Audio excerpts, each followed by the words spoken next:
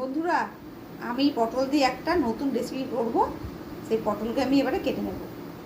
দেখুন বন্ধুরা, আমি এইভাবে পটলগুলোকে খালি চেঁচে নিয়েছি আর দুটো মাথা কেটে নিয়েছি আর একটু করে মাঝখান দিয়ে একটু চিড়ে নিয়েছি। এইভাবে পটলগুলো আমি কেটে নিয়েছি। বেটে নেব। 3 চামচ মতো আমি এখানে পোস্ত দিয়েছি আর কিছুটা আদা আর কাঁচা লঙ্কা, এটাকে আমি বেটে নেব। বন্ধুরা, এবার রান্নাটা আমি শুরু করছি। পটলকে ভেজে নেবো। সেখানে একটা কড়াই বসিয়ে দিয়েছি। এই কড়াইয়ের মধ্যে আমি এবার সরষের তেল দেবো।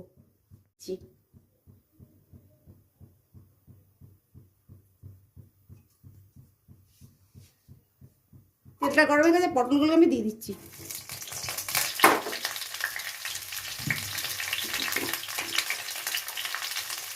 এর মধ্যে নুন দিয়ে দিচ্ছি,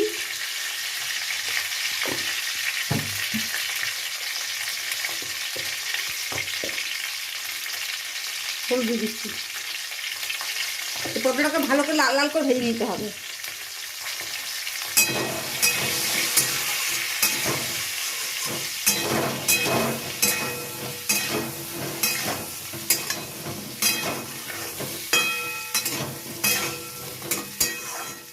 আমি তো পটল দিয়ে অনেক রকমই রান্না করি, কিন্তু এটা একটা নতুনত্ব রান্না।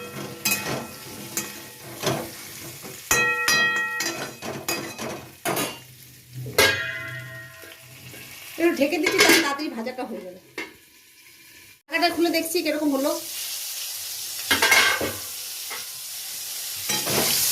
আমাদের অনেক ভাজা হয়ে গেছে, পটলটা ভাজা হয়ে গেছে।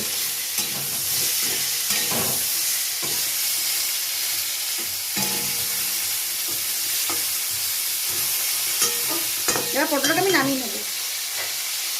পটলটাকে আমি নামিয়ে নিচ্ছি।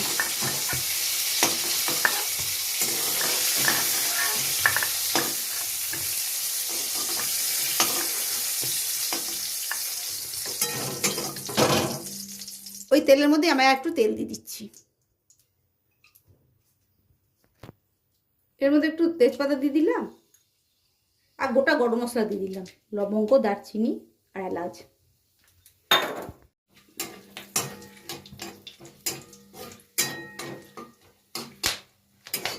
এর মধ্যে জিরে ফোড়ন দিয়ে দিচ্ছি। আদা আর কাঁচা লঙ্কা বাটাটা দিয়ে দিলাম।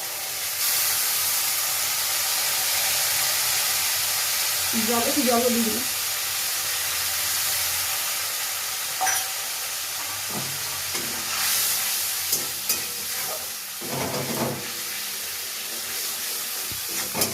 দিয়ে দিচ্ছি,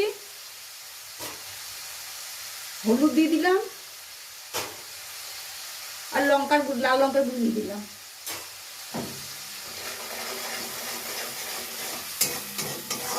2 মিনিট একটু ভেজে নিই মশলাটা। এর মধ্যে পোস্ত বাটাটা দিয়ে দিলাম।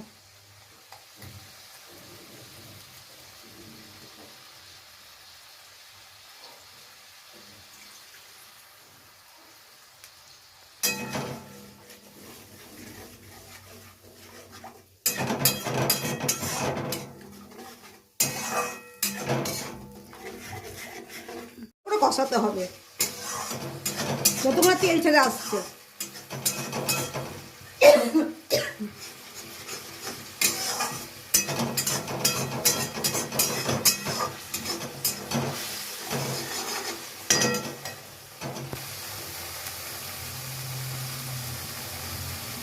ভাজাগুলো আমি দিয়ে দিলাম।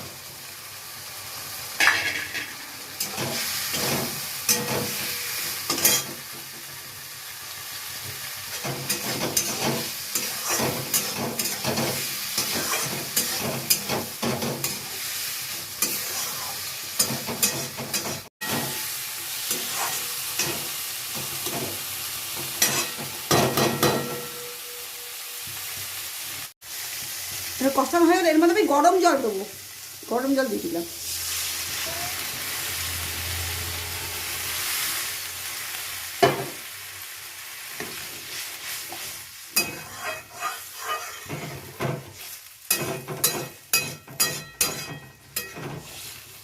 পটলটা সেদ্ধ হোক, ভাজা তো পটলটা তো ভাজা করাই আছে।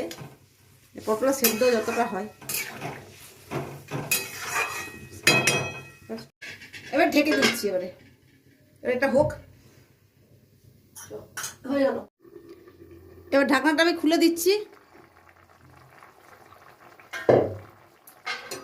অনেকটা আমার জল শুকিয়ে গেছে দেখুন। পটলটাও সিদ্ধ হয়ে গেছে, পটলটাও সিদ্ধ হয়ে গেছে, পটলও সিদ্ধ হয়ে গেছে। চিনি দিয়ে দিচ্ছি। চিনি দিলে সব জিনিসে একটু টেস্ট হয়, চিনি একটু দিতেই হয়।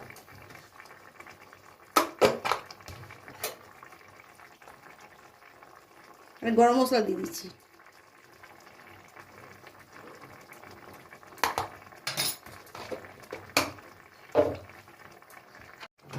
বন্ধুরা এটা কিন্তু খুব ভালো হয়, আপনারা খেয়ে দেখবেন।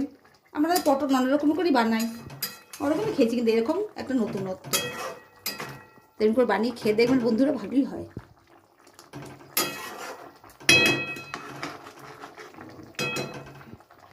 বন্ধুরা আমার রান্নাটা হয়ে গেছে, এখানে আমি নামিয়ে দেবো। এবার থালার মধ্যে আমি নামিয়ে দিচ্ছি।